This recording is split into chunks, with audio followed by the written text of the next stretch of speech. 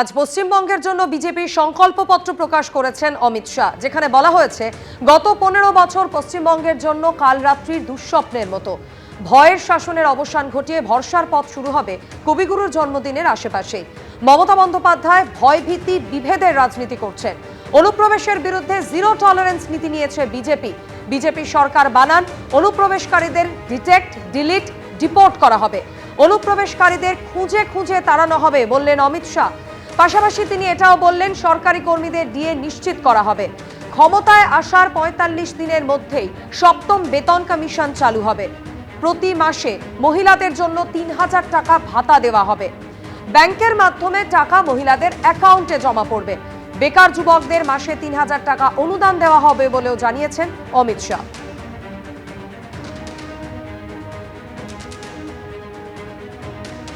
পরীক্ষা না হওয়ার জন্য যাদের বয়স পেরিয়েছে তাদের জন্য ছাড় ৫ বছর। সমস্ত সরকারি শূন্য পদে স্থায়ী নিয়োগ হবে। যোগ্যতা ও মেধার ভিত্তিতে যাতে চাকরিতে নিয়োগ হয় তা নিশ্চিত করব। প্রতিযোগিতামূলক পরীক্ষায় তৈরির জন্য ১৫,০০০ টাকার বৃত্তি দেওয়া হবে। বিজেপির সংকল্পপত্র প্রকাশ করে বললেন অমিত শাহ। सभी सरकारी रिक्त पद परमानेंट नौकरी से युक्त कराने का काम करेंगे। इसके साथ साथ हम ये सुनिश्चित करेंगे कि नौकरियों की भर्ती पारदर्शिता से हो। एक करोड़ों रुपए के घपले, घोटाले, भ्रष्टाचार हुए हैं, ऐसा एक भी भ्रष्टाचार के बगैर पारदर्शिता के साथ मेरिट्स रखने वाले युवाओं को नौकरी मिले, ऐसी हम योजना बनाएंगे। प्रतियोगी परीक्षाओं में तैयारी करने के लिए 15,000 की एक मुफ्त वित्तीय सहायता युवाओं को दी जाएगी। पेपर लीक और भ्रष्टाचार के कारण जो युवा अपनी आयु गंवा बैठे हैं, योग्यता की जो आयु की सीमा है, वो सभी को 5 साल तक आयु में छूट दिया जाएगा, जिससे वो फिर से एक बार अपना भविष्य तरार सके। এবার একটু পাল্টানো দরকার, যার জন্য বিজেপি সরকার চাই। আদর্শ তাঁর অটল বিহারী বাজপেয়ী, দাপুটে নেত্রী, লড়াকু। টেলিভিশনের স্টুডিওতে বিপক্ষকে যুক্তির জালে ঘায়েল করেন। বালিগঞ্জ কেন্দ্রে এবার বিজেপির ভরসা শতরূপা। বাড়ির সবাই কংগ্রেসি। দক্ষিণপন্থী রাজনীতি করার জন্য পরিবারের সঙ্গে হয়েছিল মতবিরোধ, তারপরেও তিনি থেমে থাকেননি। 2011-এ আমার বিরুদ্ধে লেজেন্ডারি তৃণমূলের মানে কি বলবো বর্ষিয়ান নেতা সুব্রত মুখার্জি, আর এবারও অন্যতম ভদ্র সিনিয়র নেতা শোভনদেব চট্টোপাধ্যায়। সেজন্য লড়াই কোনো মতেই আন্ডার এস্টিমেট করা যায় না এবং টক্কর তো হবে। কংগ্রেসি পরিবার, মেয়ে হাত ছেড়ে বিজেপি শিবিরে। 1986-তে বিজেপির সদস্য পদ গ্রহণ করেন। 2009 থেকে সক্রিয় রাজনীতিতে। বর্তমানে বিজেপির জাতীয় কমিটির সদস্য। আমার অ্যাকচুয়াল ইন্সপিরেশন হচ্ছেন অটল বিহারী বাজপেয়ী জি। ওনাকে দেখে আমার মনে হয়েছিল দেশের যদি সেবা করতে হয় এইটাই, this is the process. Vote ময়দানে আনকোরা নন শতরূপা। 2011-তে এই বালিগঞ্জেই ভোটে লড়েছিলেন। সেবার ওই কেন্দ্র থেকে জয়ী হয়েছিলেন সুব্রত মুখোপাধ্যায়। দ্বিতীয় হয়েছিলেন ফুয়াদ হালিম। 5,000-এর কিছু বেশি ভোট পেয়ে তৃতীয় হয়েছিলেন বিজেপি শতরূপা। 15 বছর পর লড়াইটা প্রথম হওয়ার। চেনা মাঠ হলেও শক্ত প্রতিপক্ষ। বালিগঞ্জে শতরূপার বিপক্ষে তৃণমূলের প্রার্থী শোভনদেব চট্টোপাধ্যায়। সিপিএম এই কেন্দ্রে প্রার্থী করেছে যাদবপুর বিশ্ববিদ্যালয়ের গবেষক আফরিন বেগমকে। কংগ্রেসের প্রার্থী সোমেন মিত্রর ছেলে রোহন মিত্র। আমি সত্যি সত্যি বালিগঞ্জের মেয়ে, মানুষের কাছে যাব, বলবো বালিগঞ্জে নিজের মেয়েকে বেছে নিন। 2021 বিধানসভা নির্বাচনে এই কেন্দ্র থেকে তৃণমূলের হয়ে জয়ী হন সুব্রত মুখোপাধ্যায়। দ্বিতীয় স্থানে উঠে আসেন বিজেপি প্রার্থী লোকনাথ চট্টোপাধ্যায়।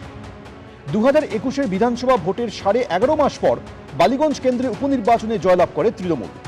তবে তৃতীয় স্থান থেকে দ্বিতীয় স্থানে উঠে আসে সিপিএম। 11 মাসের মধ্যে তৃতীয় স্থানে চলে যায় বিজেপি। এবার কি হবে? এবার পদ্মফুল এখানেই ফুটবে। এবার সরকার গড়তে বালিগঞ্জ থেকে সেই পদ্মফুল আমরা মাদুগ্গার হাতে তুলে দিতে পারবো। তৃণমূলের শক্ত ঘাঁটি বালিগঞ্জ। বিপক্ষে পোড় খাওয়া রাজনীতিবিদ থেকে তরুণ তুর্কিরা। বালিগঞ্জের মাটিতে কি এবার গেরুয়া আবির উড়বে? উত্তর মিলবে চৌঠামে।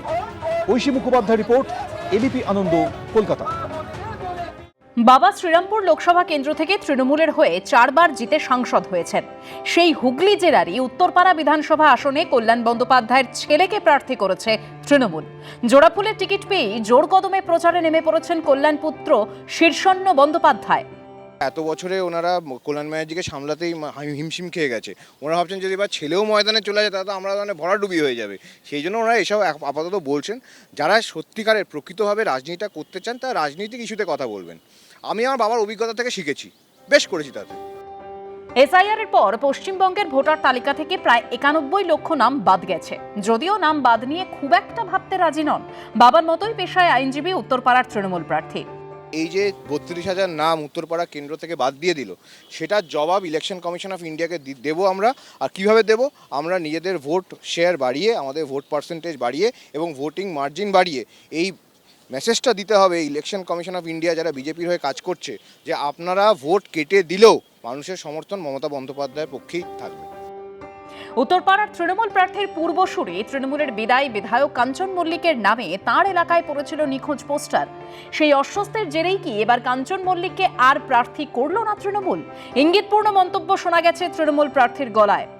এবারের যে একটা ক্ষোভ মানুষের মধ্যে, গ্লানি আমি জনসংযোগ করার সময় দেখতে পেয়েছি যে বিধায়ককে ওনারা দেখতে পাননি। আমি মানুষের কাছে এটাই বোঝানোর চেষ্টা করছি যে আমি ঘরের ছেলে এবং যদি কোনো ক্ষোভ বা গ্লানি থাকে তাহলে আগামী দিনে আমি ডবল বা ট্রিপল কাজ করব। আপনারা দেখতে পাবেন আমাকে। আপনাকে আমার কাছে আসার আগে আমি চেষ্টা করব যাতে আমি আপনার কাছে পৌঁছে যেতে পারি। উত্তরপাড়ায় তৃণমূলকে টক্কর দিতে তাল ঠুকছে বিজেপি, সিপিএম, কংগ্রেস। একদিকে সিপিএম এর তরুণ তুর্কি মীনাক্ষী মুখোপাধ্যায়, অন্যদিকে বিজেপি প্রার্থী দীপাঞ্জন চক্রবর্তী আর কংগ্রেস প্রার্থী সুব্রত মুখোপাধ্যায়। উত্তরপাড়া বিধানসভা কেন্দ্র গত 15 বছর ধরে তৃণমূলের দখলে।